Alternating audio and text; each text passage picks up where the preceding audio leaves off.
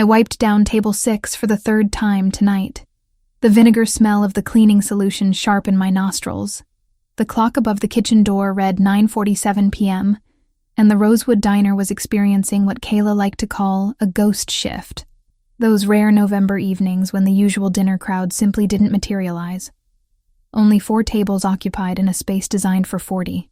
"You're going to wear a hole in that laminate if you keep scrubbing," Kayla said, appearing at my elbow with a coffee pot in one hand and her phone in the other. Her blonde hair was escaping its ponytail in wispy strands that framed her face. "Seriously, Hannah, it's clean. It's been clean since the last 3 times you wiped it." I set the rag down, realizing my hands were trembling slightly. 2 years of working here, and I still couldn't sit still during slow shifts. The silence made room for thoughts I'd spent those same 2 years trying to outrun. "Sorry, just restless." "You're always restless." She poured herself a cup of the coffee that had been sitting on the burner since 6. "But tonight you're extra restless. What's going on in that head of yours?" Before I could answer, the bell above the entrance chimed. Kayla and I both turned toward the door, and the automatic greeting died in my throat. 3 men entered, and they transformed the atmosphere of the diner as completely as if they'd flipped a switch. The first 2 wore dark jackets despite the relative warmth of the evening, their eyes scanning the restaurant with a professional wariness that made my stomach clench. But it was the 3rd man who commanded attention. He stood at least 6 feet tall, perhaps a bit more, with black hair precisely styled, and a charcoal suit that fit him like it had been sewn directly onto his body. Even from across the room, I could see the sharp line of his jaw, the commanding set of his shoulders.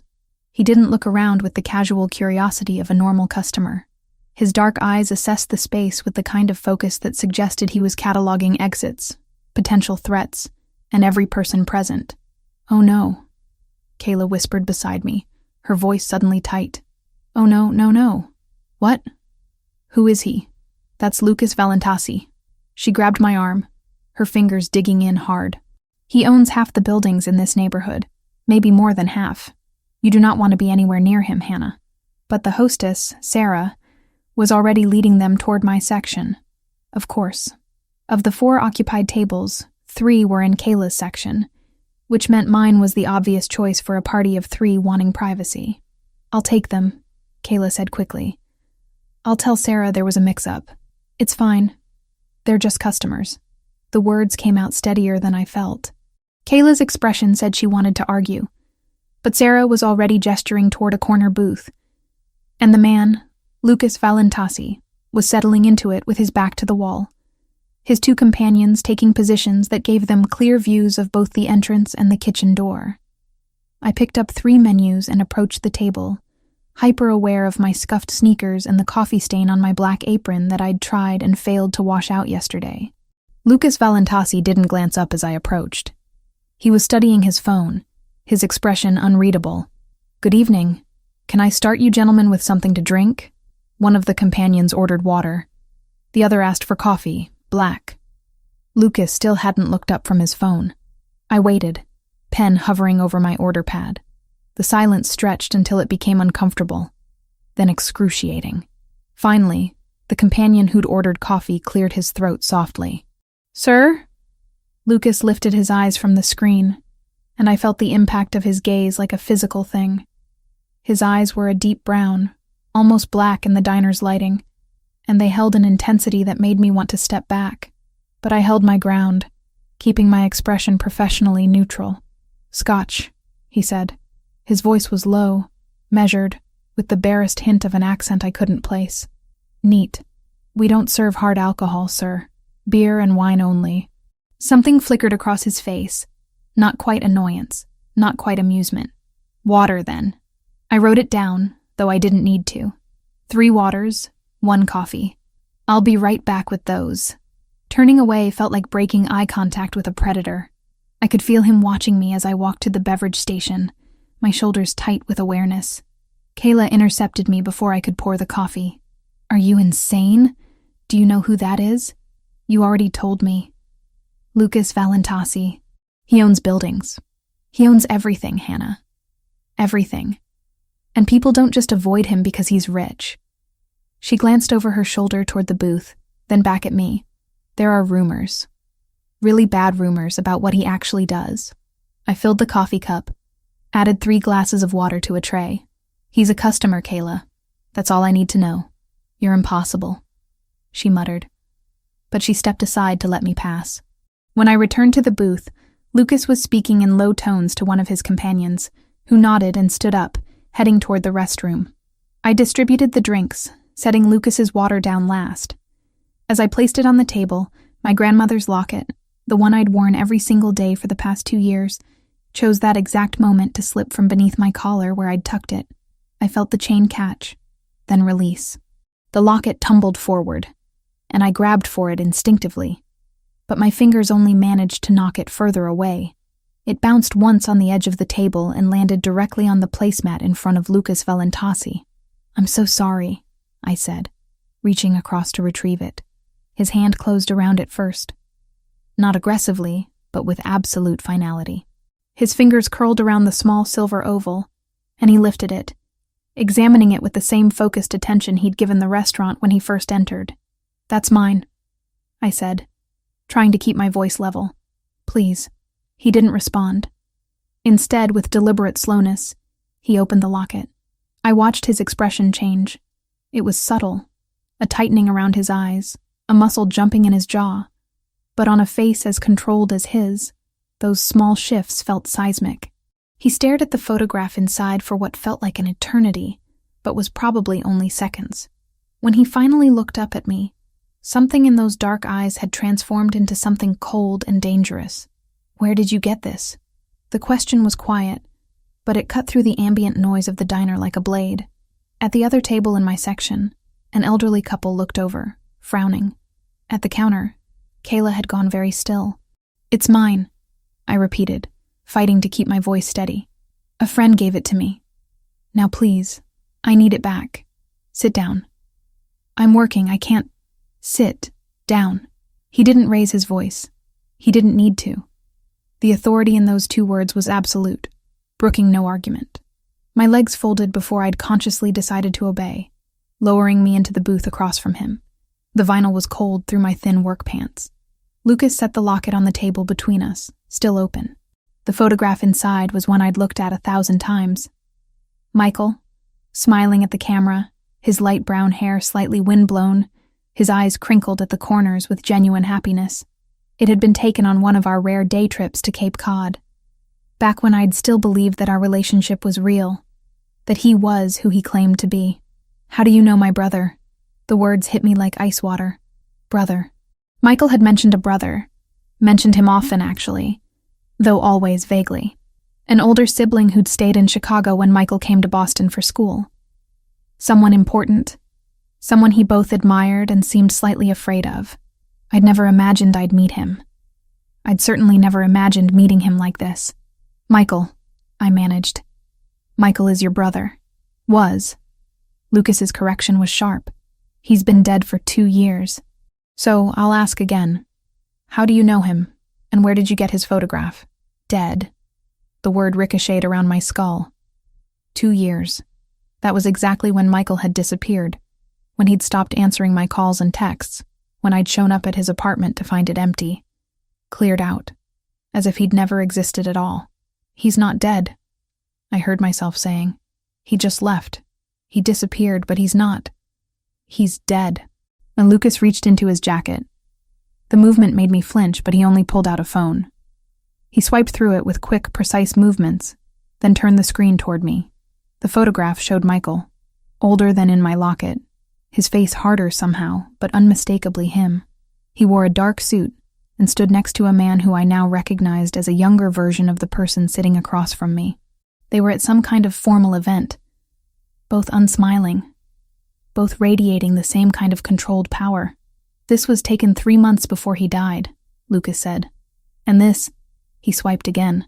Another photo appeared. This one of what looked like a funeral. Rows of people in black, a closed casket surrounded by elaborate flower arrangements. This was his funeral. 200 people attended. You weren't one of them. The diner spun slightly. I gripped the edge of the table, my fingernails digging into the laminate.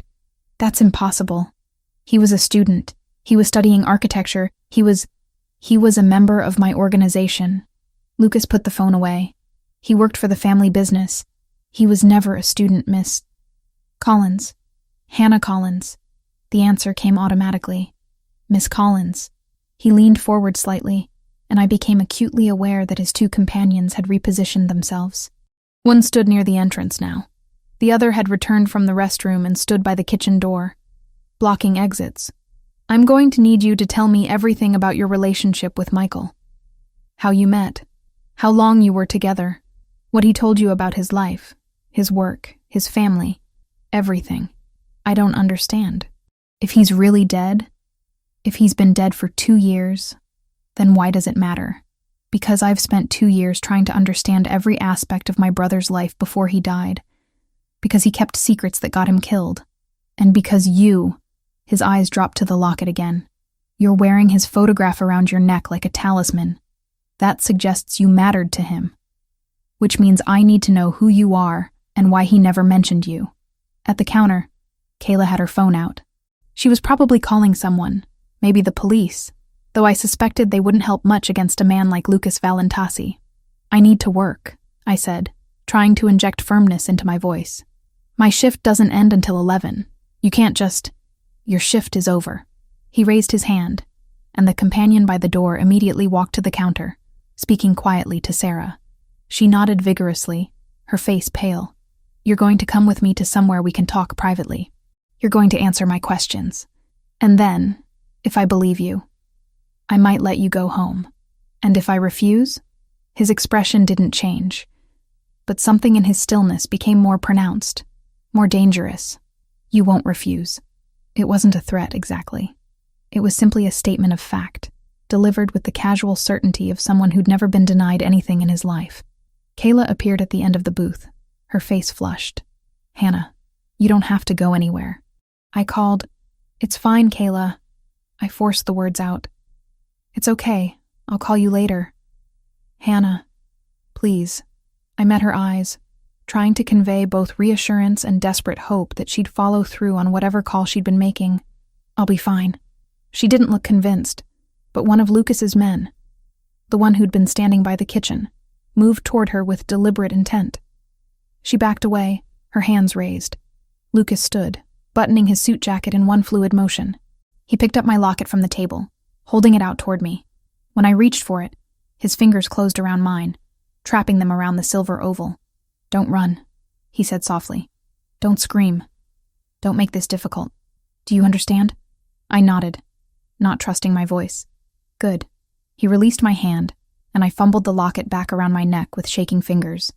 Let's go. The walk to the door felt endless. I could feel every eye in the diner following us.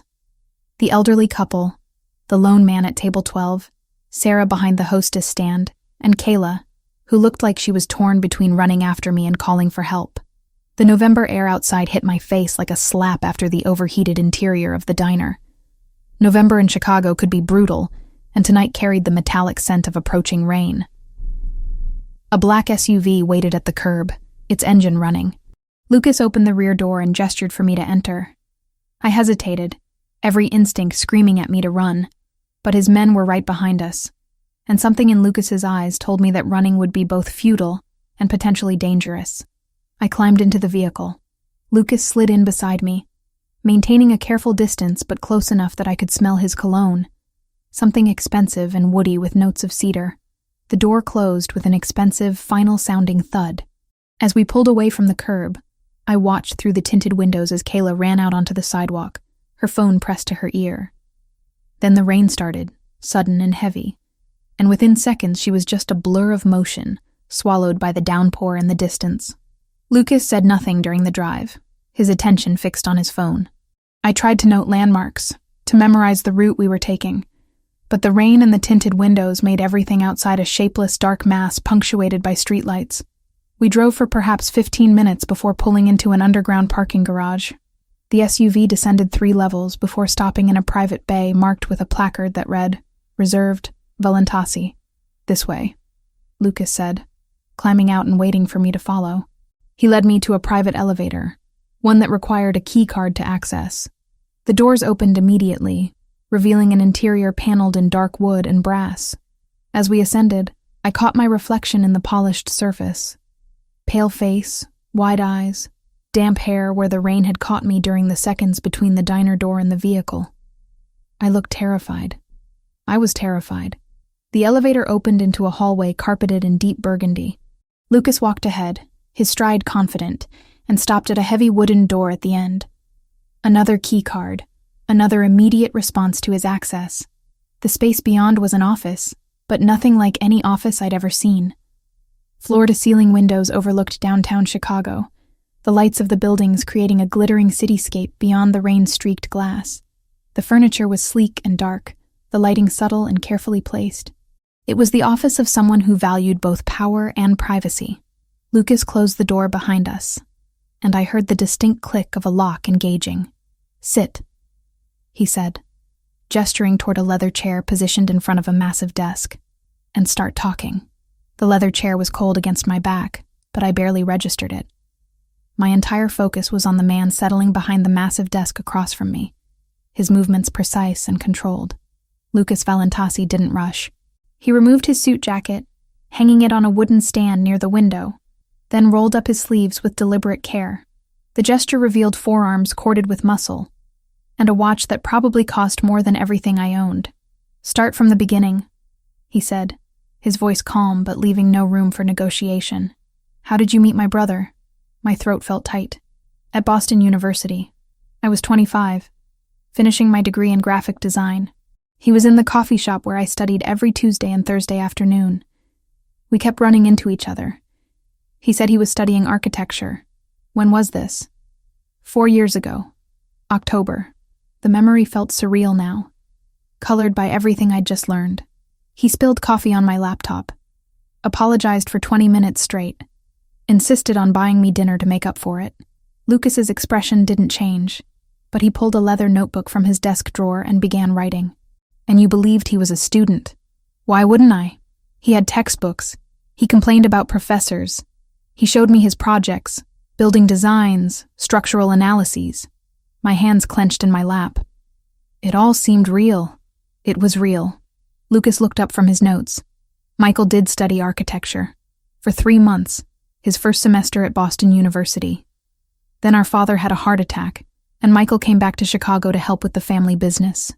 But he kept the apartment in Boston, used it as a cover. He even audited a night studio once a semester to keep the lie breathing, bringing home graded sketches he never filed. The words landed like blows. A cover for what? For the life he actually lived. The one you knew nothing about. I wanted to argue, to defend the relationship I'd thought we had. But the evidence against me was overwhelming. 2 years of believing Michael had simply abandoned me, and now learning he'd been dead the entire time. The grief that washed through me was complicated, tangled with anger and humiliation.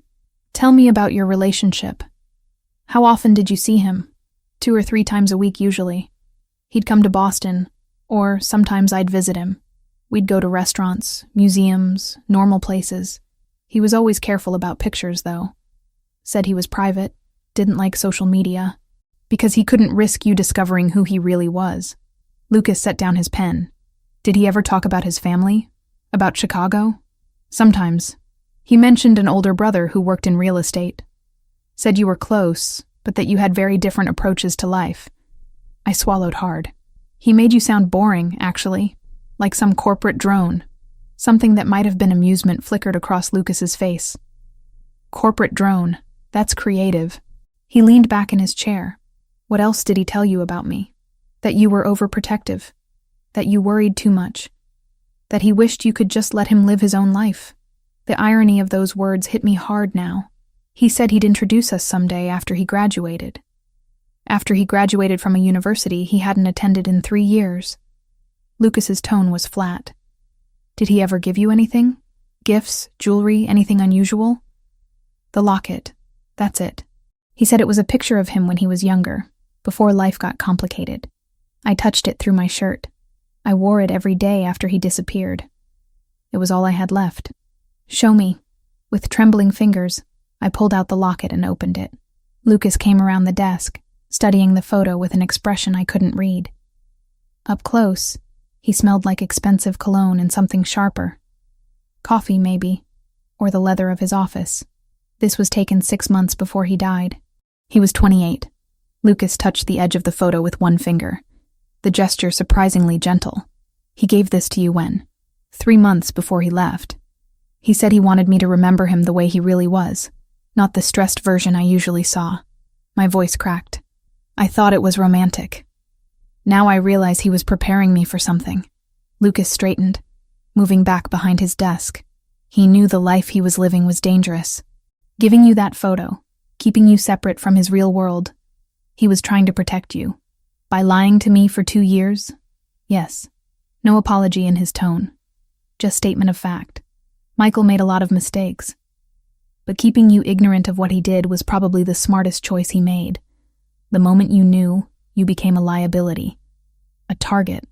The word target made my stomach clench. I still don't understand why he died. You said it was an ambush. Ambush by who? The Albanian Mafia. They've been at war with my family for years over territory in Chicago. Lucas pulled out his phone, swiped through it, then turned it toward me again. This image showed Michael in what looked like a security camera still, wearing tactical gear, a gun visible at his hip. This was taken the night he died. He was investigating a warehouse we suspected the Albanians were using for weapons storage.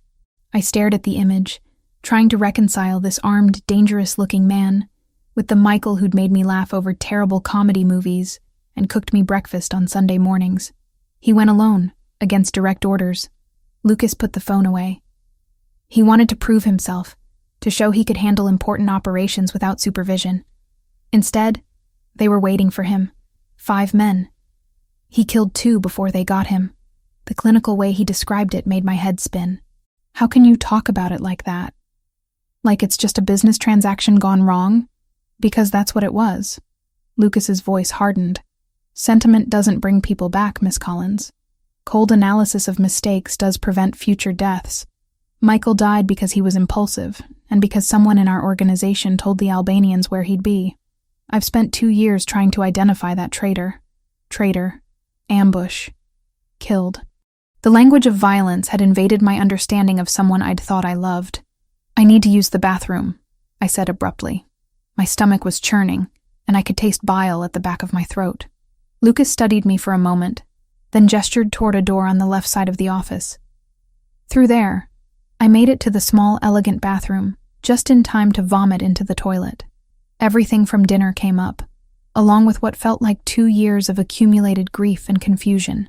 When I was finally empty, I rinsed my mouth at the sink, avoiding my reflection in the mirror. I didn't want to see what I looked like right now. When I emerged, Lucas was pouring water into a glass from a bottle on his desk. He handed it to me without comment, and I accepted it, grateful, despite everything. Sit. I sat, sipping the water carefully. My hands had stopped shaking, replaced by a strange numbness that felt almost worse. I need to know everything Michael told you about his schedule, his routine, where he went, who he mentioned seeing, any names that came up. Why? He's dead. What difference does it make now? Because understanding his last months helps me understand who betrayed him, and because... Lucas paused, something shifting in his expression. Because you're the only person who knew a side of Michael that I never saw. My brother was reserved, guarded. He didn't let people close. But he let you close. That means something. The admission surprised me. For the first time since entering this office, Lucas seemed less like an interrogator and more like someone who'd lost somebody important. He talked about opening his own firm someday, I said quietly. Architecture, like he'd supposedly been studying. He had sketches, plans for a small practice focused on sustainable design. He showed me drawings of buildings he wanted to create. I paused. Were those real? Or was that another lie? They were real. Michael did love architecture. Before our father pulled him into the business, that's what he wanted to do with his life. Lucas's jaw tightened. I tried to tell him he didn't have to stay, that he could leave if he wanted, but he felt obligated, felt like he owed the family. And it killed him? Yes. We sat in silence for a moment. Through the windows behind Lucas, I could see the sky beginning to lighten. That pre-dawn gray that meant night was ending. I'd been here for hours. Did Michael ever mention travel plans? Places he needed to go? I tried to remember. He went to New York a few times, said he had family business there, and once he went to Miami for a week. He was vague about why. He was setting up new supply routes. At my confused look, Lucas clarified. The family business isn't just real estate, Miss Collins. We import goods, some legal, some not. You mean you're criminals? I mean, we operate in gray areas that people like you don't usually have to think about. He said it without shame or defensiveness. Michael was learning those operations. He was good at the logistics, terrible at the violence. But he still died violently. Yes, my head ached. My throat burned from vomiting. And I was sitting across from a man who'd just casually admitted to running some kind of criminal empire, discussing the death of his brother like it was a case study. I want to go home, I said. You can't. The words were delivered calmly, but they hit me like a slap. What? I can't let you go until I verify something. Lucas pulled out his phone again, typed rapidly. I need to check whether the Albanians had any surveillance on Michael during the time you were together. If they documented his relationship with you, then you're in danger. That's insane. It's been 2 years. Why would they care about me now? Because vengeance doesn't have an expiration date. And because if they know you existed, they might think you have information about Michael's operations. Information they could use against my family. But I don't know anything. They don't know that. He set his phone on the desk.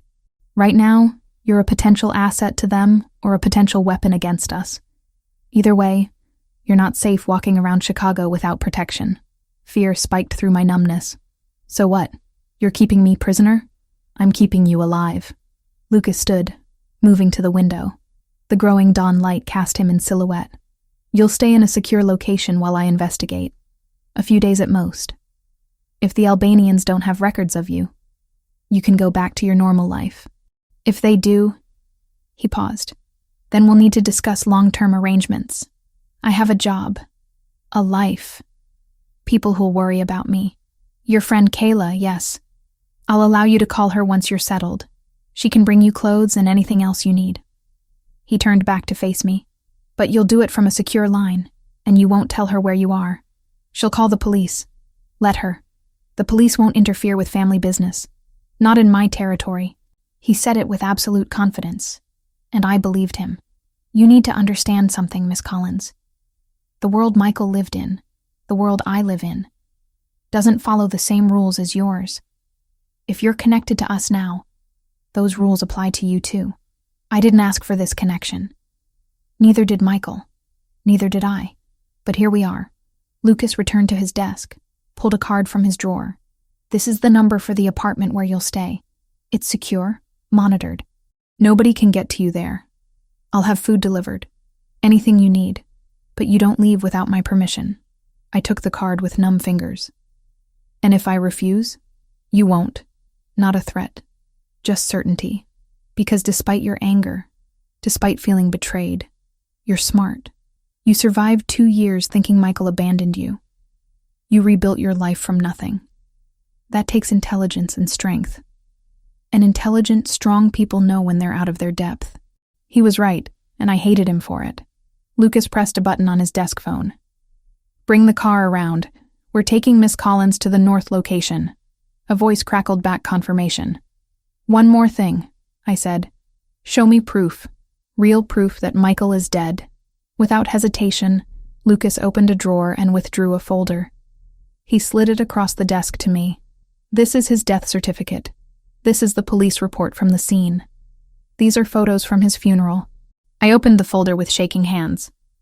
The death certificate was official, embossed with seals, dated exactly 2 years ago, to the day Michael had stopped answering my calls. The police report listed cause of death as multiple gunshot wounds. And the photos. Rows of people in black. A casket surrounded by flowers. A gravestone with Michael Valentasi carved into marble. Can I keep one? My voice cracked. A photo from the funeral? Lucas reached into the folder and pulled out a picture of the gravestone. Take this. You deserve to know where he's buried. It's in Oakwood Cemetery, Section 12. I clutched the photo. This tangible proof that Michael was really gone. The grief that crashed over me felt different now. Not the confused, angry sadness of abandonment, but the clean, sharp pain of permanent loss. I loved him, I whispered. Even now, knowing he lied, I still loved who I thought he was. He loved you too. Lucas's voice was gentler than I'd heard it all night. He told me once, near the end, said he'd met someone who made him want to be better than what our family made him.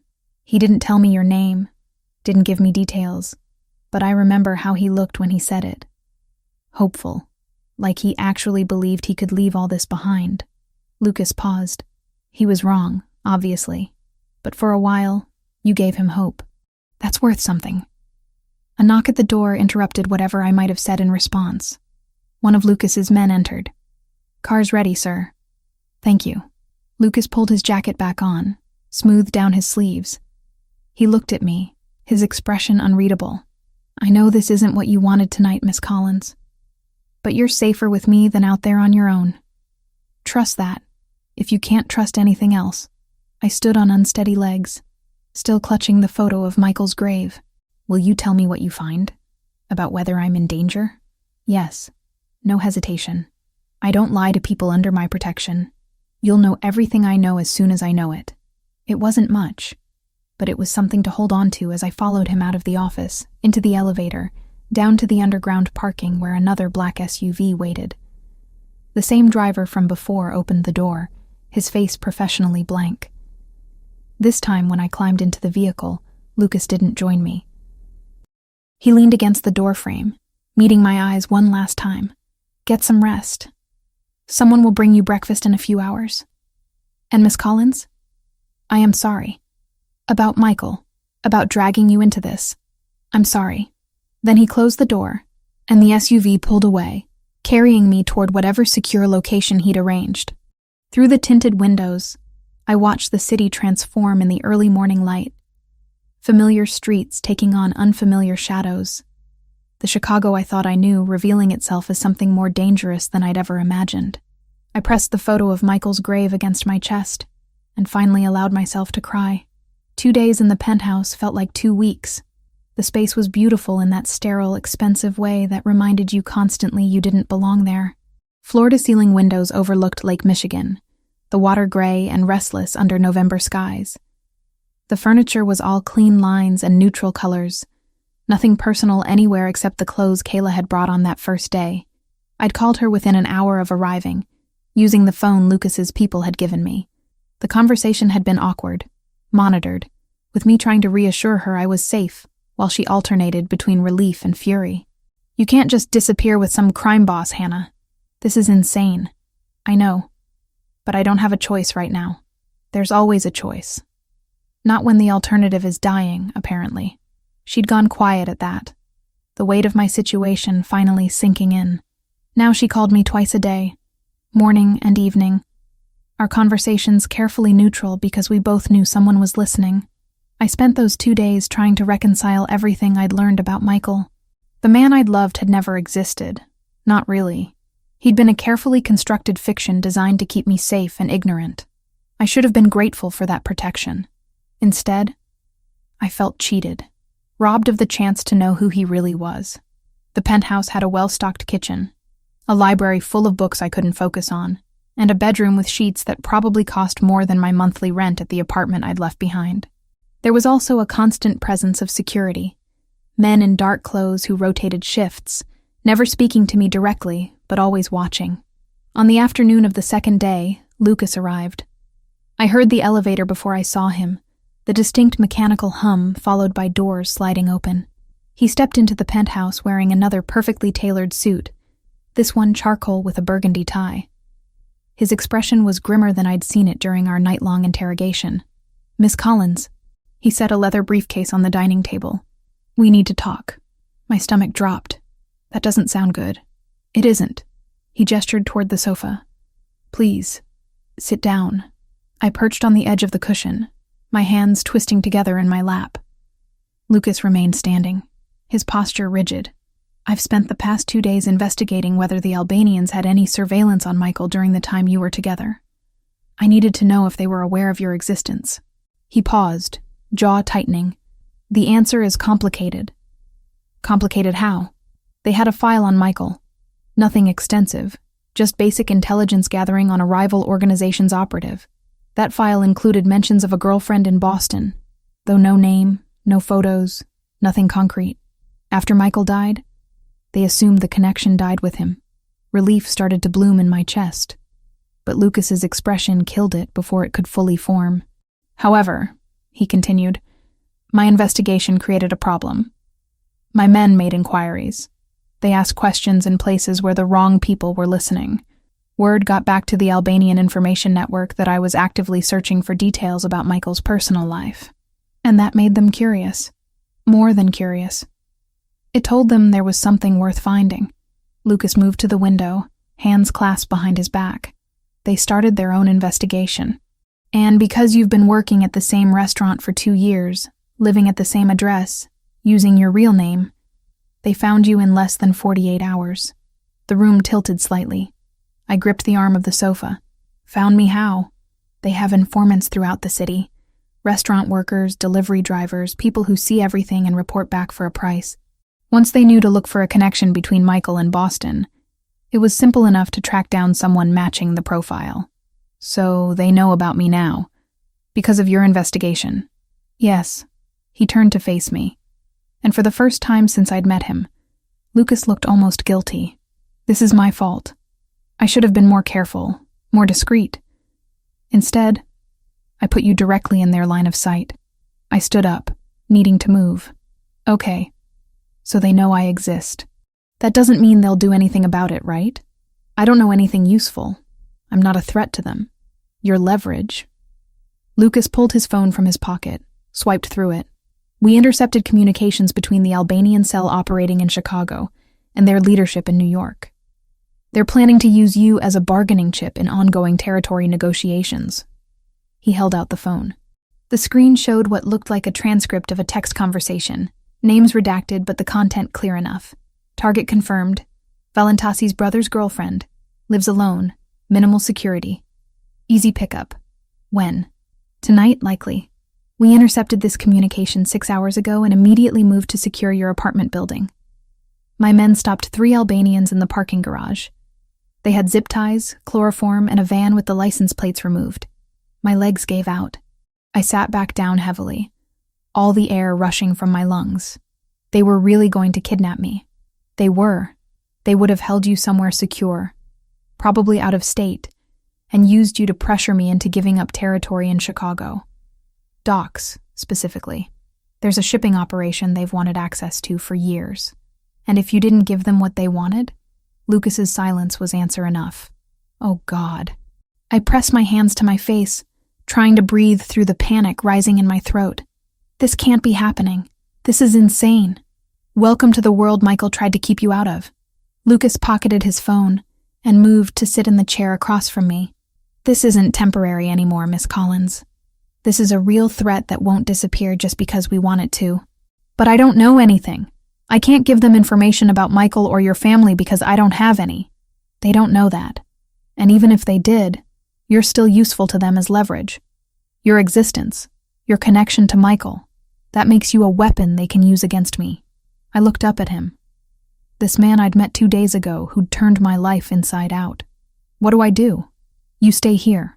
You follow the security protocols I'm going to outline. You don't go anywhere without armed escort.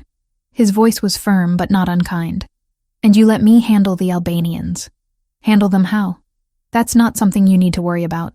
It is if my life depends on it. I straightened, forcing strength into my voice despite the terror coursing through me.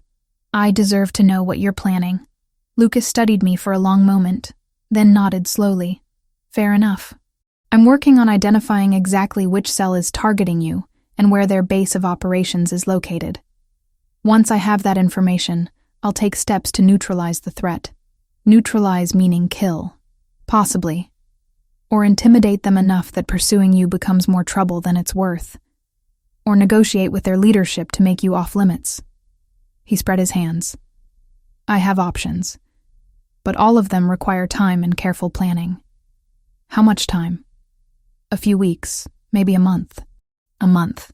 4 weeks of living in this beautiful cage, cut off from my life, dependent on a man I barely knew for survival. The reality of it settled over me like a weight. I need to call Kayla. She's already on her way. I asked her to bring more of your things from your apartment.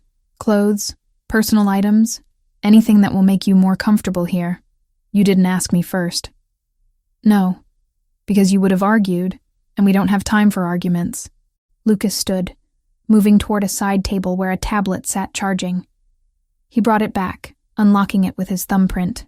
This is a map of Albanian-controlled territories in Chicago. The red zones are confirmed operations. The orange are suspected. I looked at the screen, seeing a patchwork of colored areas spread across a digital map of the city. There were more red and orange zones than I would have imagined. They're everywhere. Not everywhere, but enough places that you can't just walk around freely without risk. He zoomed in on one section. This is where your apartment is located. See how it's right on the border of an orange zone? That's why they were able to move on you so quickly. You were practically in their backyard. I've been living there for 2 years. Why target me now? Because 2 years ago they didn't know you existed. Now they do. And in the world of organized crime, information like that is currency. Lucas set the tablet aside. I need you to understand something, Miss Collins. This isn't going to be resolved quickly or easily. The Albanians are patient, well-funded, and deeply invested in their vendetta against my family. Michael's death only intensified that. Discovering you gives them a new avenue for attack. So I'm trapped. You're protected. There's a difference. Is there? I heard the bitterness in my own voice. Because from where I'm sitting, it feels pretty similar to being a prisoner. You're alive. His tone hardened. That's the difference. Would you rather I'd left you in your apartment, ignorant of the threat, until 3 men with zip ties showed up at your door? He was right. And I hated it. No. Then accept the protection I'm offering. Follow the rules, and trust that I'm doing everything possible to end the situation as quickly as I can. The elevator chimed, and Lucas tensed slightly before relaxing when one of his men emerged, followed by Kayla. She was carrying 2 large duffel bags and looked simultaneously terrified and furious. Hannah! She dropped the bags and rushed to me, pulling me into a crushing hug.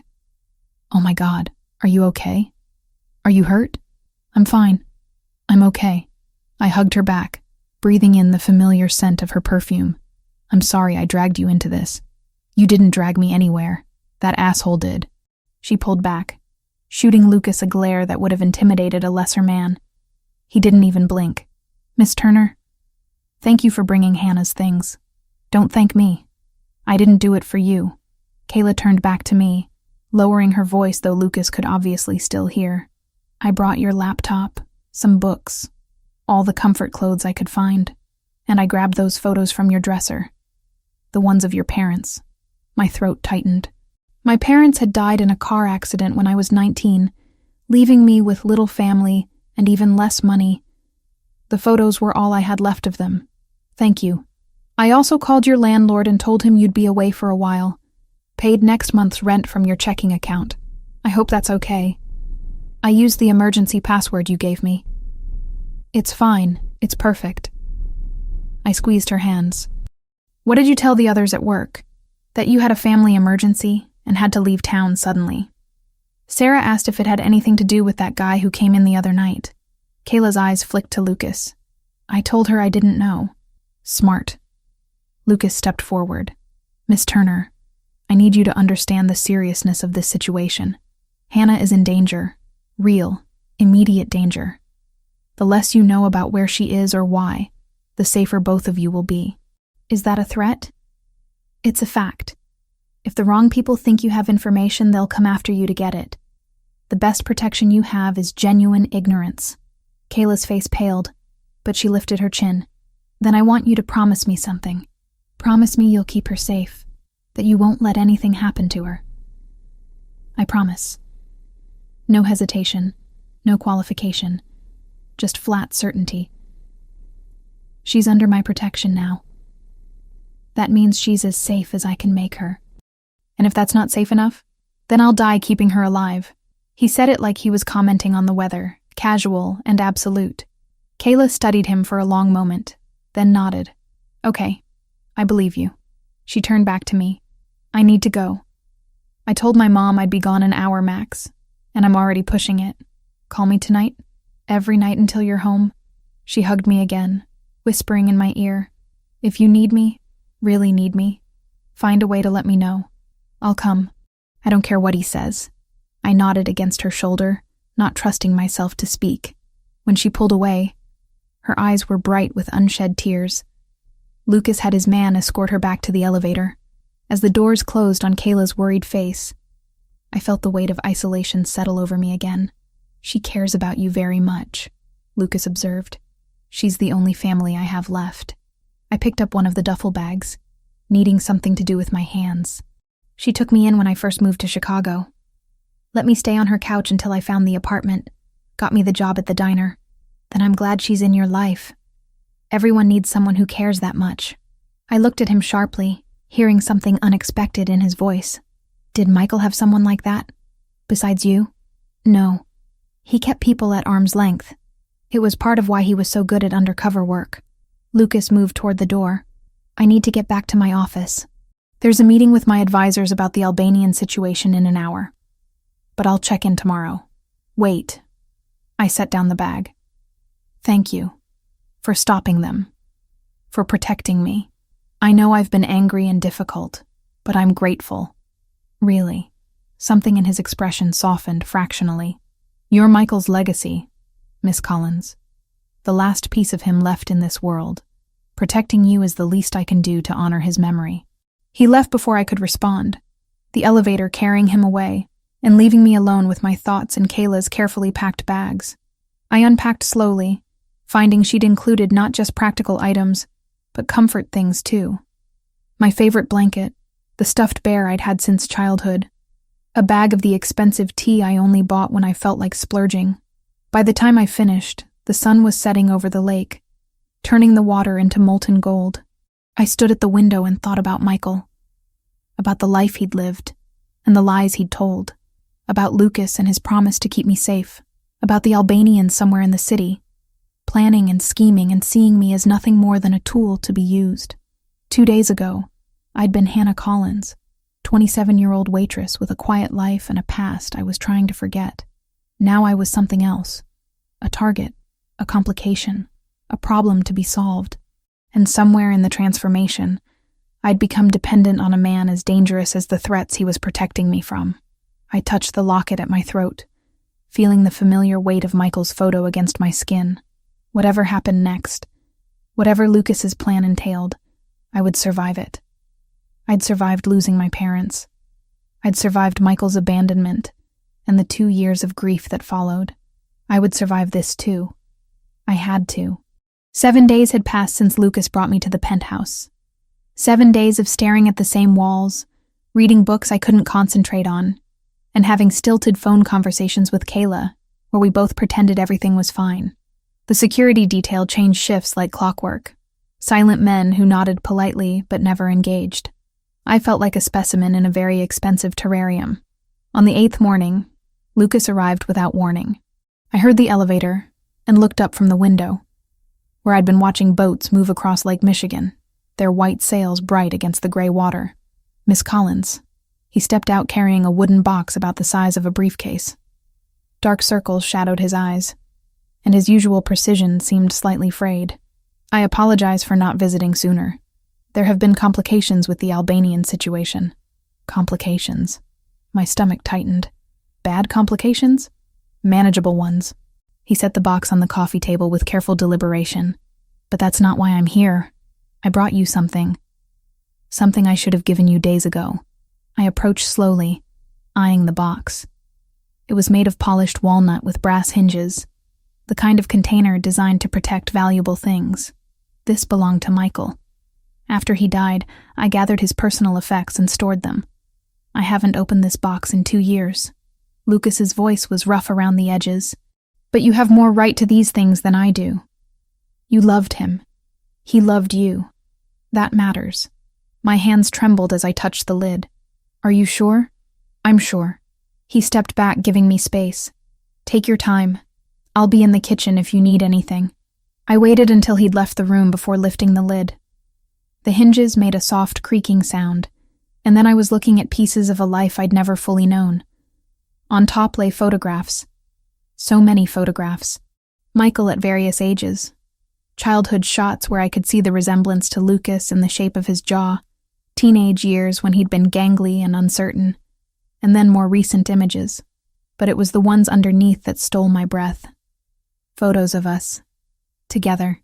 Michael and me at a coffee shop, my head thrown back in laughter at something he'd said. The two of us on Boston Common.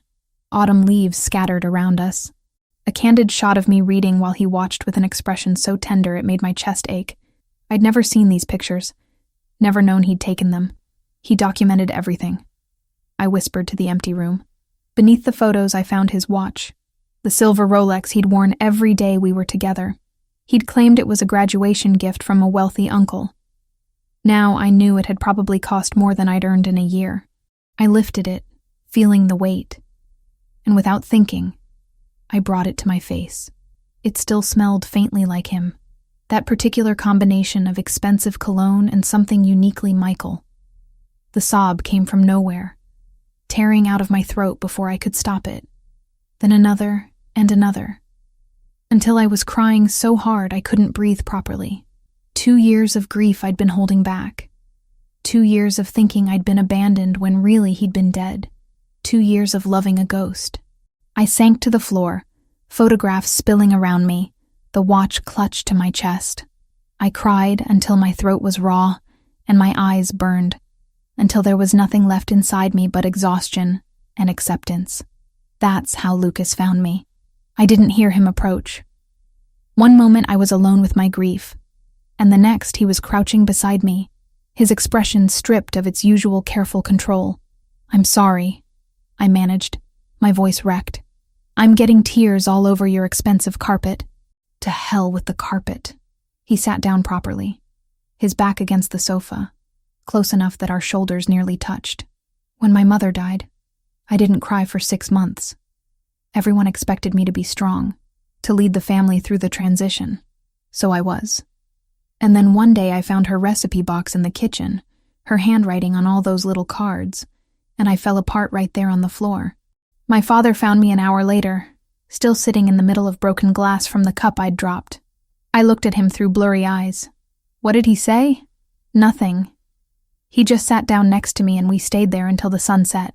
Lucas picked up one of the photographs, the one of Michael and me laughing. "You were good for him. I can see it in these pictures. He looks happy. Really happy. I don't think I'd seen that expression on his face in years before he met you. He never told me about you. Not really. Just vague mentions of an older brother who worked too much. I wiped my face with my sleeve.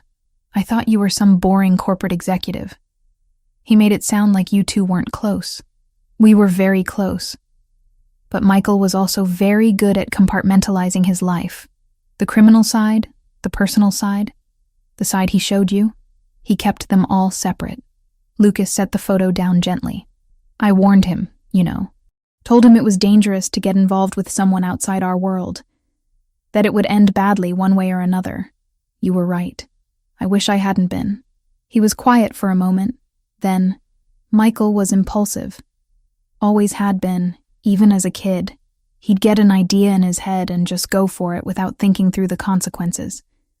Our father used to say he had courage but no caution. That combination makes you either a hero or a corpse. He ended up as both, sort of. I gathered the scattered photographs, stacking them carefully. "Tell me about the night he died. The real story." Lucas's jaw tightened, but he didn't refuse. We'd received intelligence about an Albanian weapons cache in a warehouse on the south side. The plan was to do reconnaissance, gather evidence, and then coordinate a strike with our entire team. But Michael decided he could handle preliminary scouting alone. He went to the warehouse 2 nights before our scheduled operation. Why? Because he wanted to prove he was capable. That he could be more than just Lucas's little brother or the boss's son. He wanted to earn respect through action. Lucas's hands clenched into fists. Instead, he walked into a trap. The Albanians knew we were watching that location. They were waiting for someone to make exactly the kind of impulsive move Michael made. There were 5 of them, you said, in the other night. 5 armed men against my 28-year-old brother who'd been trained in combat, but had never been in a real firefight. Lucas's voice had gone flat. emotionless in the way people get when discussing unbearable things. He killed 2 before they overwhelmed him. The coroner said he died quickly, if that matters. Gunshot wounds to the chest and head. I flinched at the clinical description, but I'd asked for the truth. Were you there? After? I got there 20 minutes too late. Someone in our organization had tipped off the Albanians that Michael was coming, but that same person didn't tell us about the trap until it was already sprung. By the time I arrived with backup, Michael was dead, and the Albanians were gone. That's why you've been looking for the traitor. For 2 years. Yes. He met my eyes. Whoever gave the Albanians that information killed my brother as surely as if they'd pulled the trigger themselves. And I will find them. However long it takes. The intensity in his voice sent a chill through me. This wasn't just about justice. This was personal vendetta carried with cold, patient determination. Does revenge make it hurt less? I asked quietly. No, but it gives the pain purpose. Lucas stood, moving to the window where I'd been earlier. Michael was the best of our family. He had compassion, idealism, hope that things could be different. I tried to protect those qualities in him, to let him hold on to his humanity even while working in an inhuman business. I failed. You didn't fail. He made his own choices. Choices influenced by the world I brought him into. He turned back to face me. If I'd been stronger, if I'd refused to let our father pull him into the organization, Michael would probably be designing buildings right now instead of buried in Oakwood Cemetery. You'd be planning a wedding instead of hiding in my apartment because I made you a target. I got to my feet, bones aching from sitting on the floor. Michael told me once that he admired you more than anyone else in his life, that you were the reason he tried to be better, to be worthy of the family name. He never blamed you for his choices, Lucas. You shouldn't either. His expression cracked slightly, grief breaking through the carefully maintained facade. He said that multiple times, usually when he'd had a few drinks and got sentimental. I picked up Michael's watch, holding it out to Lucas. He wore this every day, even when it didn't match his outfit, even when it would have been smarter to leave expensive jewelry at home. He said it reminded him of what he was working toward. Lucas took the watch, turning it over in his hands. I gave this to him on his 25th birthday. Told him it was a reminder that time is our most valuable asset, that we should spend it on things that matter. His thumb traced the face. He was wearing it when he died. The Albanians took it as a trophy. It took me 8 months and a considerable amount of money to get it back. You could have kept it. I should have. He held the watch out to me. But now I think Michael would want you to have it. Something to remember him by beyond photographs. I can't take this. It's too valuable. Too personal. It's already yours. Everything in that box is yours. Lucas pressed the watch into my palm, closing my fingers around it. Michael chose you, Hannah. Out of all the people in his complicated, dangerous life, he chose to love you. That makes these belongings yours by right. The use of my first name startled me. In all our interactions, he'd called me Miss Collins with formal precision. This felt different, more intimate. Thank you. I set the watch carefully on the coffee table. And thank you for telling me the truth about how he died. I needed to know. You deserved to know. He moved back toward the box, kneeling beside it. There's more in here. Some books he loved, a journal he kept, though it's mostly operational notes, nothing personal. A few other things. A journal? I knelt beside him, looking into the box. Can I read it? Eventually. But be warned, it's not romantic. It's the kind of record-keeping a soldier might keep. Dates, locations, observations about Albanian movements. He was meticulous about documentation. Lucas pulled out a leather-bound notebook. This is separate. His architectural sketches. Buildings he wanted to design someday.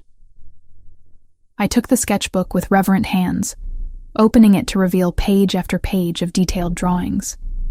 Buildings that would never be built. Dreams that had died with the dreamer. He was talented, Lucas said, looking over my shoulder. Really talented. If he'd pursued architecture seriously, he would have been successful. But he chose loyalty instead. He chose family. There's a difference, even if the outcome is the same. We sat there on the floor, going through Michael's things, and for the first time since I'd met Lucas Valentasi, The tension between us eased into something almost comfortable. We weren't captor and prisoner in that moment. We were two people who'd loved the same man, sharing grief and memories and the weight of loss.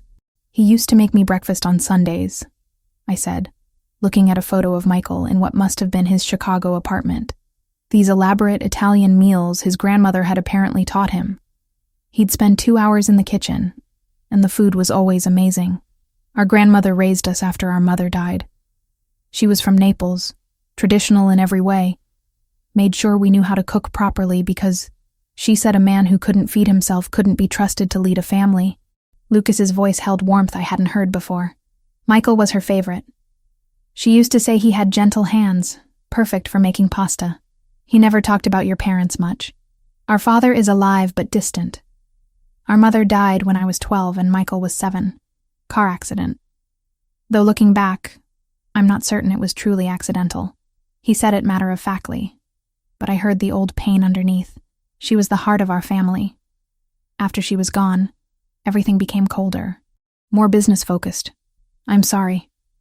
So am I. He stood, brushing off his pants. I should go. I have meetings this afternoon about security arrangements. But I wanted to make sure you had these things. That you knew Michael kept pieces of your relationship even though he never told anyone about you. Why didn't he? Tell anyone, I mean. Because the moment we knew about you, you became a potential weakness. An asset that could be exploited. Lucas moved toward the elevator. In our world, the things you love are the things that can destroy you. Michael understood that. He kept you secret to keep you safe. It didn't work. No, but it delayed the danger by 2 years. That's not nothing. He paused at the elevator, hand on the call button. I'll be back tomorrow. And Hannah, it's okay to grieve. Don't hold it back on my account or anyone else's. Michael deserves your tears. The elevator doors closed before I could respond. I turned back to the box of belongings, to the photographs and sketches and watch that smelled like someone I'd loved, the someone I'd never really known but had loved anyway.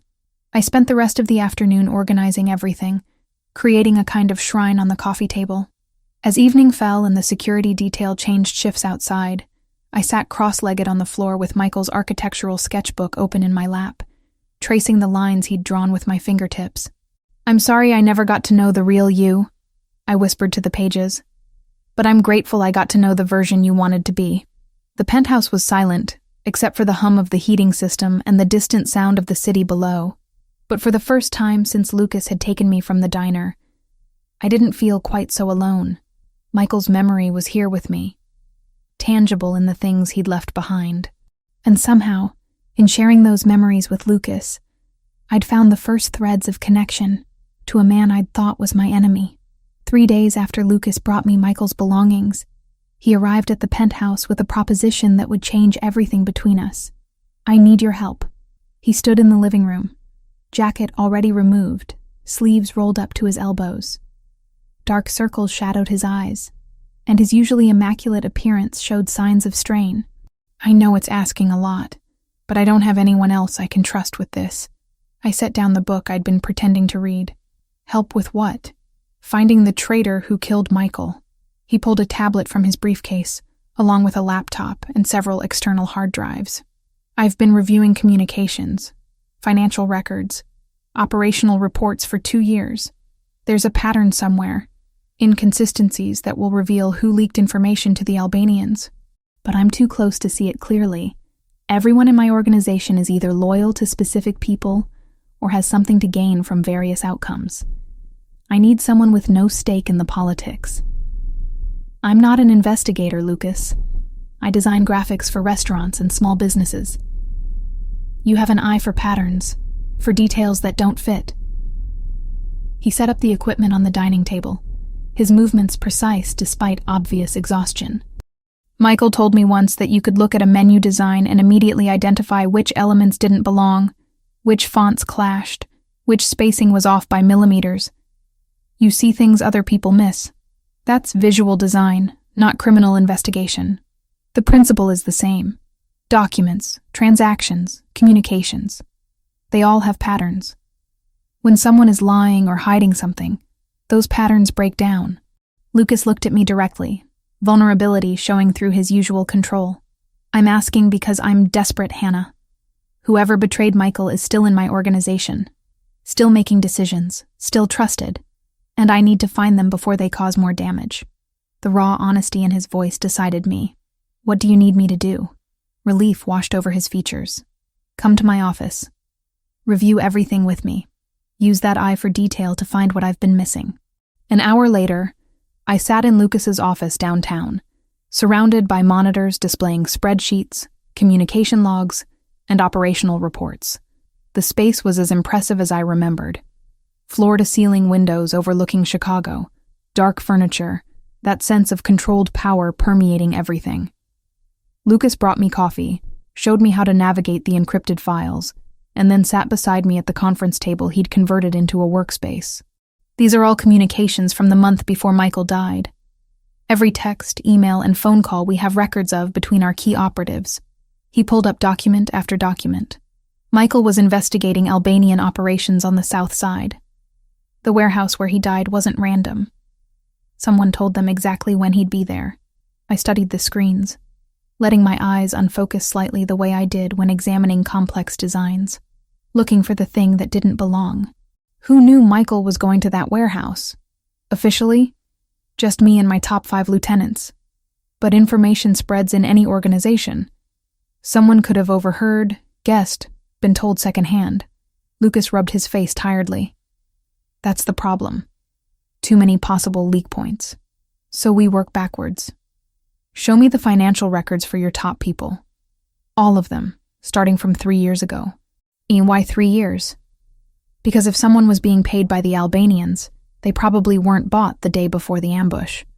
Corruption takes time to establish. We need to look for pattern changes, new income sources, unexplained deposits, lifestyle changes that don't match legitimate earnings. Lucas pulled up the files without argument.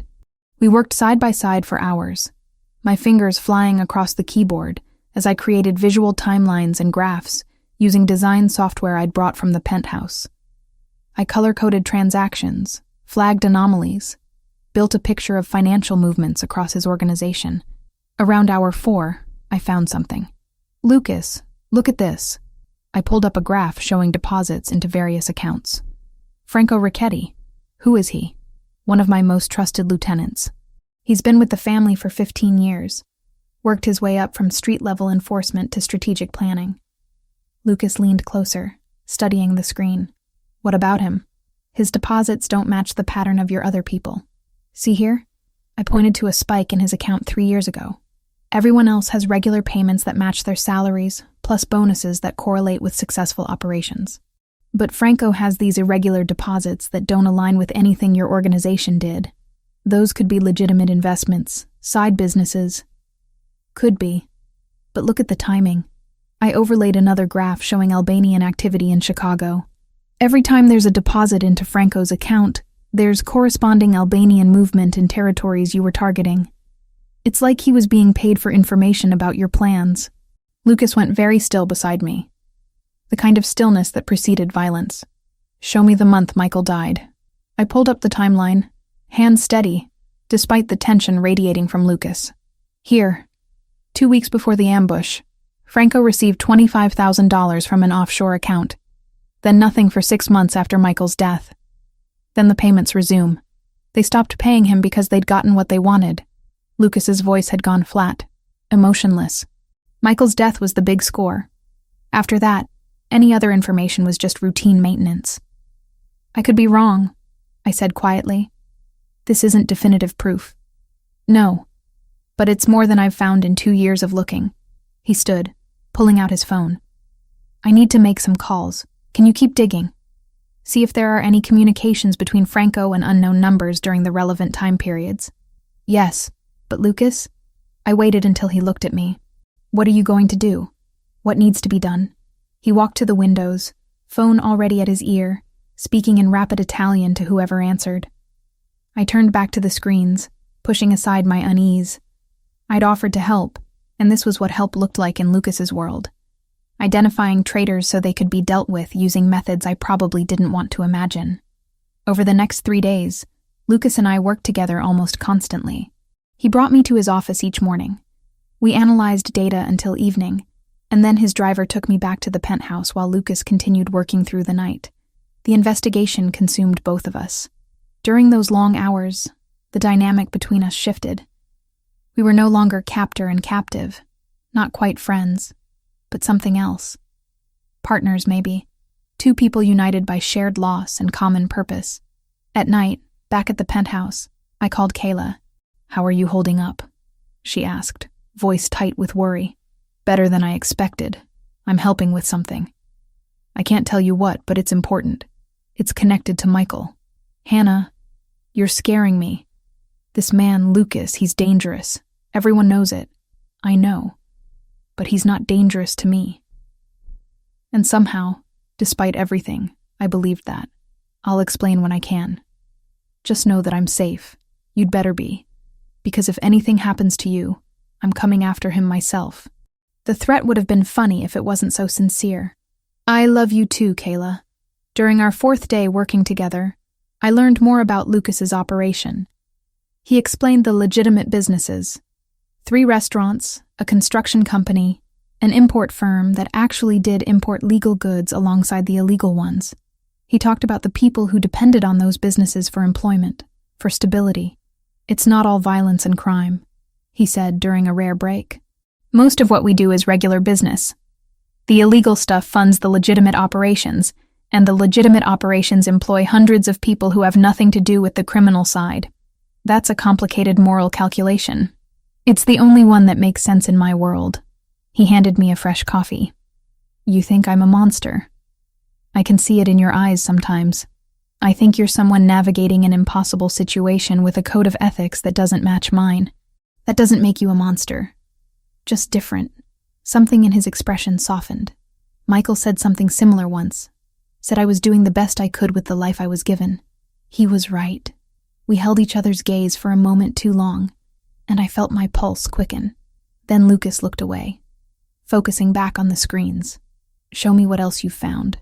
By day 5, we had incontrovertible evidence. Franco Ricchetti had received over $300,000 from Albanian sources over 3 years.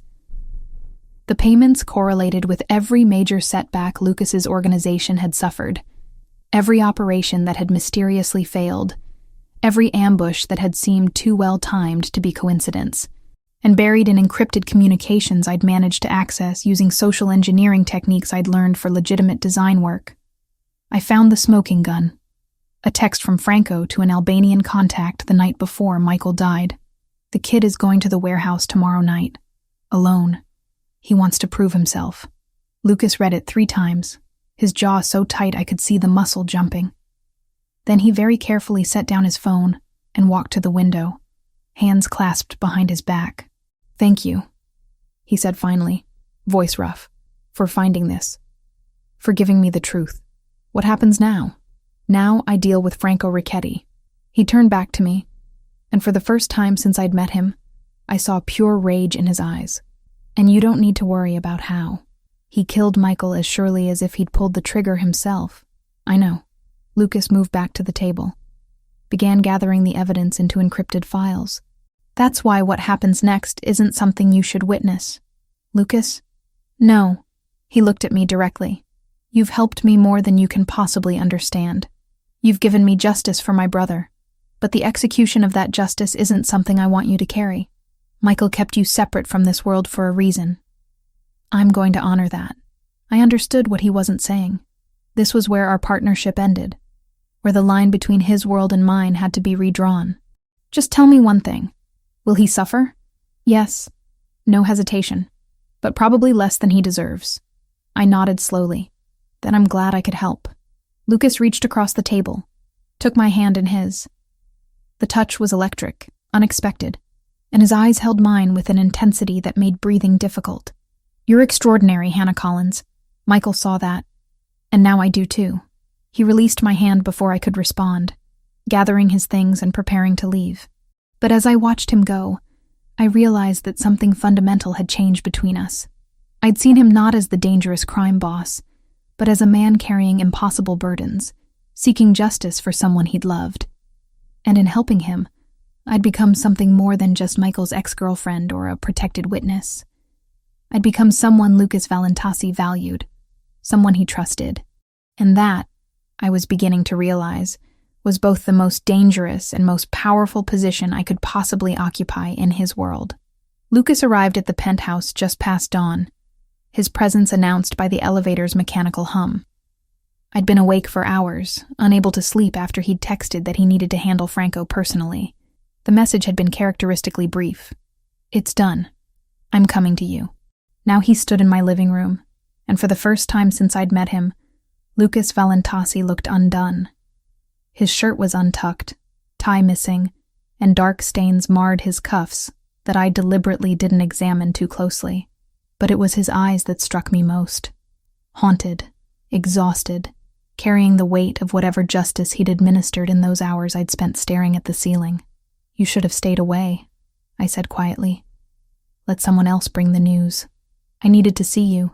His voice was rough, unused, to make sure you understood what happened. What I did. I gestured toward the sofa, and he collapsed into it with none of his usual controlled grace. I poured bourbon from the bar cart his staff had stocked, brought it to him. His fingers brushed mine as he took the glass, and neither of us pulled away immediately. "Tell me," I said, settling into the chair across from him, not close enough to touch, but near enough to see the tension in every line of his body. Franco confessed. Everything. Lucas drank deeply, then set the glass down with deliberate care. The Albanians approached him 3 years ago, offered money, territory, promises of power if he helped them weaken my organization from within. He took it. Piece by piece, he sold us out. And Michael? Franco told them Michael would be at that warehouse alone, gave them his timeline, his planned entry point, everything they needed to set the trap. Lucas's jaw tightened until I could see the muscle jump. He watched my brother walk into his death and said nothing. For 30 pieces of Albanian silver. The biblical reference wasn't lost on me. What did you do to him? What needed doing? He met my eyes directly, not flinching from whatever he saw in my expression. "I can't give you details, Hannah. Not because I don't trust you, but because knowing makes you complicit. And I won't do that to you. You already involved me in finding him. Finding isn't executing.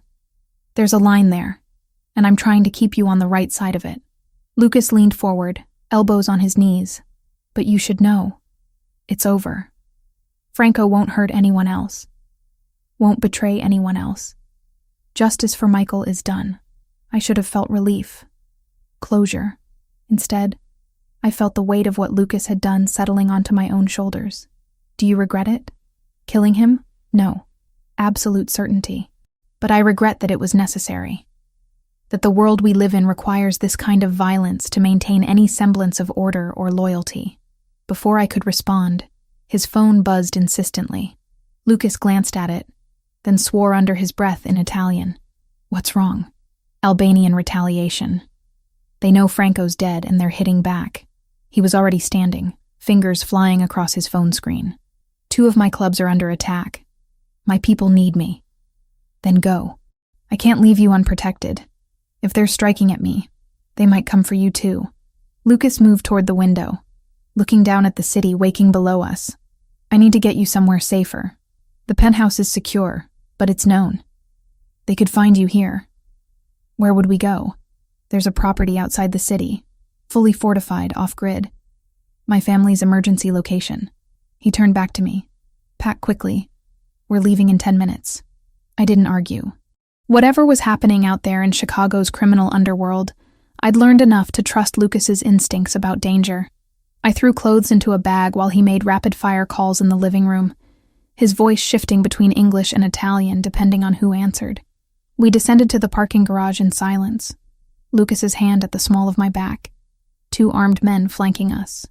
The SUV waiting was different from the one I'd ridden in before. Heavier, armored, windows so dark I couldn't see through them even from inside. "What about Kayla?" I asked as we pulled out. "If they know about me, do they know about her?" "Already handled. I have people watching her apartment, her work, everywhere she goes. She's safe." Lucas's phone buzzed again. He read the message, his expression darkening. They hit 3 locations simultaneously. "Coordinated attack. This is bigger than just revenge for Franco." "What do you mean?" I mean, the Albanians have been planning this for a while. Franco's death just gave them the excuse to execute it. He looked at me, something shifting in his gaze. I need to tell you something. About why you're really in danger. My stomach dropped. What haven't you told me? When my people questioned Franco before he died, he revealed that the Albanians have been planning to use you as leverage for weeks. Not just as a random ex-girlfriend, but specifically because of something Michael told Franco before he died. What could Michael have possibly told him? That he was planning to leave. To take you somewhere far from Chicago and start over. Lucas's voice softened. Franco mentioned it to his Albanian contacts as proof that Michael was weak, emotionally compromised. But it had the opposite effect. It made them see you as the key to controlling me. I don't understand. They think if they have you, I'll make concessions to get you back. Trade territory, stand-down operations, whatever they demand. His hand found mine in the dim interior. Because they figured out what I didn't want to admit even to myself. What's that? That you matter to me. More than strategy dictates you should. The confession hung between us, electric and dangerous.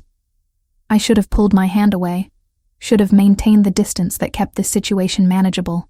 Instead, my fingers tightened around his. Lucas, I know. It's complicated. You loved my brother. I'm the man who dragged you into this world. The timing is impossible. The circumstances are worse. He lifted my hand, pressed it briefly to his lips. But it doesn't change the truth. You matter. The SUV jerked suddenly, throwing us both forward. Lucas immediately pulled me against him, shielding my body with his, as the driver shouted something urgent in Italian. We're being followed, Lucas translated, his arms tight around me. 3 vehicles, moving to intercept. The Albanians? Has to be. He was already on his phone, barking orders. We're 10 minutes from the safe house. We just need to make it there. The next 10 minutes were the longest of my life. Our driver took turns at speeds that had me gripping Lucas's jacket, tires squealing on wet pavement. Behind us, I could hear the pursuing vehicles, their engines roaring as they tried to catch up. Then I heard something else. Gunfire. Get down! Lucas pushed me to the floor, covering me completely with his body as bullets struck the armored exterior. The sound was deafening, like hail made of metal and death. Our driver returned fire through some mechanism I couldn't see, and Lucas's security team in the trailing vehicle engaged the attackers. The SUV swerved violently, and I felt us leave the main road, bouncing over rough terrain. Almost there, Lucas said against my ear, his breath warm despite the cold terror coursing through me. Stay down. Don't move. The gunfire intensified, then suddenly stopped. Our SUV came to an abrupt halt, and I heard heavy metal doors sliding closed behind us. Clear, someone shouted. We're secure. Lucas helped me up slowly, his hands checking me over for injuries. Are you hurt? Did anything hit you? I'm fine. Terrified, but fine. I looked past him through the windshield and saw we were in some kind of reinforced garage. Stone walls, steel doors, security cameras in every corner. Where are we? The safe house. Built into an old estate 30 miles outside Chicago. He climbed out, then reached back to help me down. No one knows about this place except my closest people. We'll be secure here while I handle the Albanian situation. The interior of the safe house was surprisingly elegant for a bunker. All dark wood and soft lighting, comfortable furniture that somehow made the steel-reinforced walls less oppressive. Lucas led me to a bedroom, then excused himself to coordinate response with his people. I sank onto the bed, adrenaline finally crashing, leaving me shaking. We'd been shot at. Actually shot at. Bullets striking metal inches from where I'd been sitting. People trying to kill me because I'd once loved a man I never really knew. Hours later, Lucas found me still sitting there, staring at nothing. The attacks have been contained, he said from the doorway. My people eliminated the strike teams. The Albanian leadership is backing down, at least temporarily. How many died? 5 of theirs. 2 of mine. He crossed to sit beside me. I'm sorry you had to experience that. The fear, the violence. You shouldn't have to live this way. But I do. Because of Michael. Because of you. Because I'm caught in something I never asked for. I turned to look at him. When does it end, Lucas? When do I get to just be Hannah Collins again? Living my boring life, working at the diner? I don't know. Raw honesty. Maybe never. Once you're marked by this world, it's hard to wash it off completely. Something broke inside me then. Not breaking apart, but breaking open. All the fear, grief, and twisted attraction I'd been holding back came flooding out. I turned to Lucas, saw the same complicated mess reflected in his eyes, and before I could think better of it, I kissed him. It wasn't gentle. It was desperate, angry, filled with everything we couldn't say out loud. He froze for half a second, then pulled me closer, one hand tangling in my hair while the other pressed against the small of my back. When we finally broke apart, both breathing hard, reality crashed back. "I'm sorry," I said. "That was... don't." He touched my face, thumb brushing my cheekbone. "Don't apologize for being human. I loved your brother." "I know. This is all kinds of wrong. I know that too." He stood, putting distance between us. "But wrong doesn't make it untrue. And we need to figure out what we're going to do about it." He left me alone then, and I lay back on the bed, Michael's locket heavy against my chest, the taste of Lucas still on my lips, and the sound of gunfire echoing in my memory. Everything had changed, and I had no idea how to change it back. 5 days at the safe house. 5 days of careful distance and loaded silences. Lucas spent most of his time in the command center he'd set up, coordinating operations against the Albanians while I wandered the estate like a ghost, unable to settle, unable to stop replaying that kiss. Every time we passed each other in the hallway, the air crackled with unspoken words. Every accidental touch felt deliberate.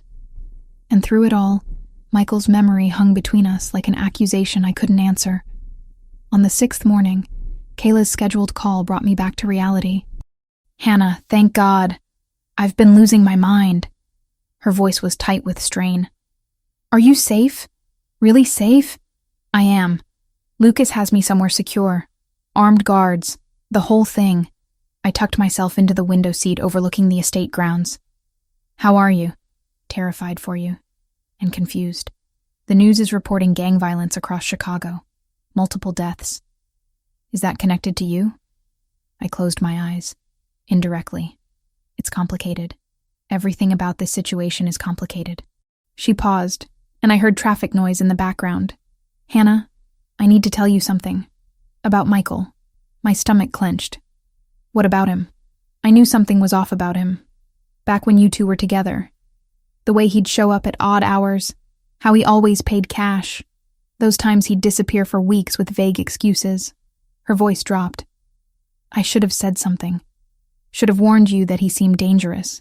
You couldn't have known what he really was. Maybe not. But I knew he was lying to you. And I stayed quiet because you seemed happy." She let out a shaky breath. "I'm so sorry, Hannah. For not protecting you better." "Kayla, stop. This isn't your fault." "None of it is." I pressed my forehead against the cool glass. "Michael made his choices. Lucas made his. I'm just trying to survive the fallout. And what about your choices? What do you want?" The question hit harder than I expected. What did I want? Safety, obviously. My life back. But underneath those practical desires lurked something more complicated. Something I wasn't ready to examine too closely. "I want this to be over," I said finally. "I want to stop being a target. That's not what I meant. And you know it." Kayla's voice gentled. "Lucas, there's something between you two. I could see it that day I brought your things. The way he looked at you. It's not like that. Isn't it?" I didn't answer, because I couldn't lie to Kayla. Not about this. After we hung up, I found Lucas in his study, surrounded by maps and reports. He looked up when I entered, something softening in his expression. "Kayla?" he asked. She's worried and perceptive. I leaned against the doorframe. She thinks there's something between us. Smart woman. Lucas set down the document he'd been reading. Is there? I don't know. Maybe. Probably. I crossed my arms, suddenly defensive. But it's impossible, Lucas. I loved your brother. You're investigating his murder. We're trapped in this situation together. Nothing about this is healthy or normal. No, it's not. He stood, moving toward me with that controlled grace that always made my pulse quicken. But healthy and normal went out the window the moment you dropped that locket in front of me at the diner. So what do? We finish what we started. The Albanian threat, the justice for Michael. And then he stopped, jaw tightening. Then we figure out if this is real or just trauma and proximity. Before I could respond, his phone rang. He glanced at the screen, then answered immediately. Talk to me. His entire demeanor shifted, becoming harder, colder. When? How many? Deploy the response team. I'll be there in 20 minutes. He ended the call, already moving toward the closet where he kept tactical gear. What happened? The Albanians hit one of my warehouses. They're trying to draw me out, make me respond personally so they can ambush me. He pulled on a bulletproof vest with practiced efficiency. I need to go. But you're staying here with the security team. Lucas. Wait. I grabbed his arm before he could leave. Is this connected to Franco? To what you did to him? Everything is connected, Hannah. Franco's death, the Albanian retaliation, the attacks on my operations. It's all part of the same war we've been fighting for years. He covered my hand with his. But this ends soon. I promise you that. How can you promise that? Because I'm done playing defense. Tonight I'm going after their leadership directly. His eyes held mine. And when it's over, you'll be free. Truly free. No more hiding. No more fear. What if something happens to you? Then my second in command will make sure you're protected and compensated appropriately. He said it so matter-of-factly, like his potential death was just another contingency to plan for. That's not what I meant. I know. He pulled me closer, his free hand cupping my face. But I can't think about that right now. I need to focus on ending this. Then he was gone, leaving me alone with security guards who wouldn't meet my eyes and the crushing weight of waiting. Hours passed. I tried to read, to eat, to do anything besides imagine Lucas lying dead in some warehouse. The security detail changed shifts. Night fell, and still no word. Finally, past midnight, I heard vehicles approaching. I rushed to the window, watching as multiple SUVs pulled into the secure garage. Men emerged, some supporting wounded colleagues. And then I saw Lucas. He was alive, walking on his own power. But even from a distance, I could see blood on his clothes. I met him at the door to the main house. Up close, the damage was worse. A cut above his eyebrow, bruises forming along his jaw, his shirt torn and stained. Are you hurt? I reached for him, hands hovering, unsure where it was safe to touch. Not my blood, mostly. He swayed slightly, and I realized he was running on pure adrenaline. We got them, the Albanian leadership in Chicago. They're done. Lucas, you need medical attention. I need a shower and bourbon, in that order. But he didn't move. Just stood there staring at me like he was trying to memorize my face. I kept thinking about you. In the middle of the firefight, when bullets were flying and men were dying, I was thinking about how I'd promised to keep you safe, how I couldn't do that if I was dead. You're not dead. No, I'm not. He lifted his hand, fingers tracing my cheekbone with surprising gentleness, given the violence he'd just survived. Hannah, I need to tell you something, before I lose my nerve. What? Michael's last words. Before he died, he managed to call me. Just for a few seconds before the Albanians found his phone and destroyed it. Lucas's voice went rough. He said, "Tell her I'm sorry. Tell her I loved her. Tell her to be happy." Tears blurred my vision. Why didn't you tell me this before? Because I was selfish. Because hearing him say your name, hearing how much you mattered to him in his final moments, made me realize I wanted that too. To matter to you like that. He wiped away a tear that had escaped, and I felt guilty for it. Still do. Lucas, let me finish. Please. He took a breath. Michael asked me to tell you to be happy. And I think, wherever he is, he'd understand that happiness might mean moving forward. With me, if that's what you want. The confession hung between us. Vulnerable and honest in a way I'd never expected from Lucas Valentasi. I don't know if I'm ready, I whispered. It's only been weeks since I learned he was dead. Since I started processing that grief. I know, And I'm not asking you to decide anything right now. He stepped back, creating space. But I needed you to know that this isn't just trauma or proximity, that what I feel for you is real, even if the timing is terrible. He left then, disappearing toward his room to shower and tend his wounds. I stood alone in the hallway, Michael's locket heavy against my chest, Lucas's words echoing in my mind. Later, unable to sleep, I went looking for the box of Michael's belongings that Lucas had brought from the penthouse. At the bottom, beneath the photographs and sketches, I found what I'd been searching for without knowing it: Michael's diary. I opened it with trembling hands, flipping past operational notes and tactical observations, until I found personal entries from his final weeks. And there, written in Michael's familiar handwriting, were words that broke my heart and set me free at the same time. Lucas thinks I'm being reckless, pursuing this relationship with Hannah. Maybe I am, but she makes me want to be better than what this family made me. She makes me want to live instead of just survive. If something happens to me, I hope she finds happiness again, with someone who can give her the life I never could, maybe even with Lucas. He'd protect her in ways I never managed to. He'd love her the way she deserves, and she'd be good for him, soften some of those hard edges he's built up over the years. They'd be good together, if they'd let themselves try.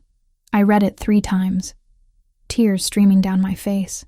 Michael had known, had seen the possibility of what might grow between Lucas and me, and he'd given his blessing before he even died. Permission I hadn't known I needed until I held it in my hands. The next morning, I found Lucas in his study, freshly showered and bandaged, looking over reports from the previous night's operation. "It's really over?" I asked from the doorway. "The Albanian threat? Their Chicago operation is dismantled. There might be retaliation attempts from other cities, but nothing you need to worry about." He looked up, registering something in my expression. "What is it?" I read Michael's diary, the personal entries. I stepped into the room, holding the leather-bound book. He wrote about us, about you and me, what might happen after he was gone. Lucas went very still. What did he say? That we'd be good together, that he'd want me to be happy, even if that meant being with you. I set the diary on his desk. It doesn't make the guilt go away completely, or erase the complications, but it helps. Hannah, I'm not saying I'm ready for anything serious. I'm still grieving, still processing everything that's happened. I met his eyes directly, but I'm saying I want to try, when the time is right, to see if this could be something real. Lucas stood, moving around the desk to stand before me. "You're sure?" "No, but I don't think I'll ever be completely sure. So I'm choosing to trust my instincts instead." I reached up, touching the bandage above his eyebrow. "And my instincts say that you're worth the risk." He kissed me then, soft and careful, like I might break.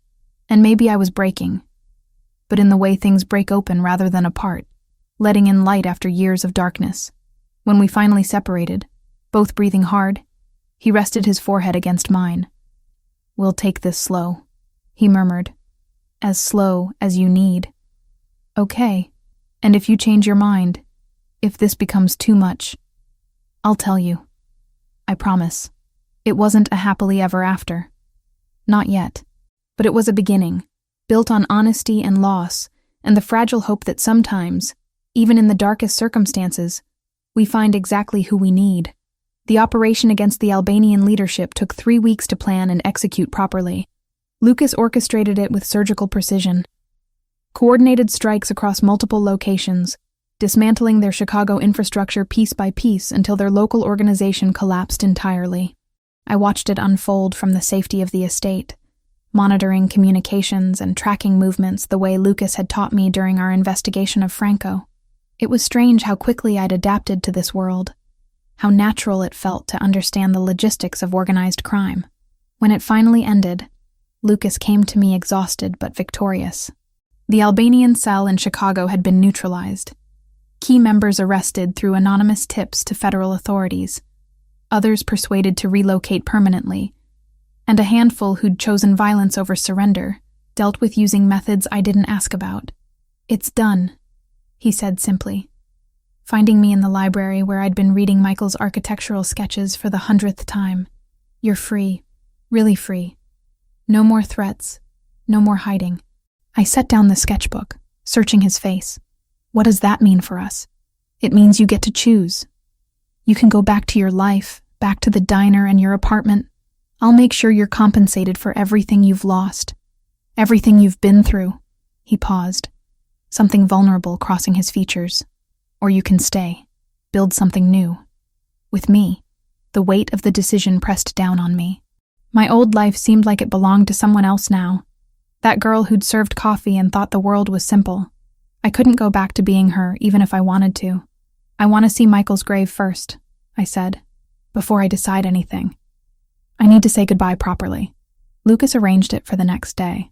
We drove to Oakwood Cemetery in the early morning, just the two of us in an unmarked car. The November air was bitter, threatening snow, and I wrapped Michael's watch around my wrist for comfort as we walked through rows of headstones. Michael's grave was in the family plot, surrounded by Valentasis going back generations. The stone was simple but elegant, carved with his name and the years that bracketed his too short life. Someone, probably Lucas, had left fresh flowers. I knelt on the cold ground, pressing my palm against the marble. I'm sorry I never got to know the real you, I whispered, but I loved the version you showed me, and I'm grateful for the time we had, even if it was built on lies meant to protect me. Lucas stood a respectful distance away, giving me privacy, but I reached back, finding his hand, pulling him closer. Michael wrote in his diary that we'd be good together. I told the headstone. He said you'd protect me better than he could, that I'd be good for you too. Tears slipped down my cheeks, freezing on my skin. I hope he was right. I hope wherever you are, you understand. We stayed for an hour, Lucas telling stories about their childhood, while I shared memories from my 2 years with Michael. It felt like closure, like finally putting together the complete picture of someone I'd loved in fragments. As we walked back to the car, Lucas's phone rang. He answered, listened, then ended the call with a satisfied expression. That was my attorney. The federal investigation into Albanian operations has resulted in 23 arrests. They're crediting an anonymous source for providing evidence. He opened the car door for me. That source was you, Hannah. The patterns you identified, the financial records you organized. You helped bring down a criminal enterprise. I just looked at spreadsheets. You did more than that. You saw connections trained investigators missed. He started the engine, pulling out of the cemetery. Which is why I have a proposition for you. What kind of proposition? Work for me, legitimately. I'm expanding the legal side of my business operations, the construction company, the import firm, the restaurants. They all need someone who can analyze data, identify inefficiencies, see patterns. You have that skill. He glanced at me, and it would give you independence. Your own income, your own purpose.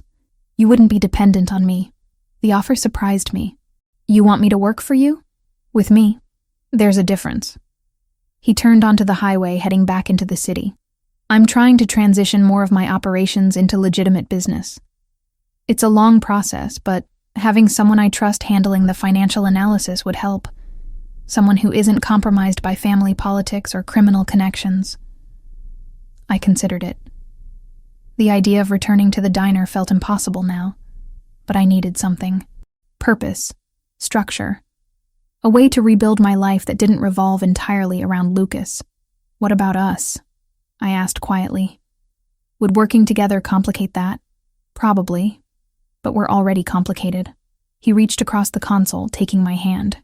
I'm not asking you to make any decisions about our relationship right now, Hannah. I'm asking if you want a job. If you want to use your skills for something meaningful. Everything else can develop however it develops.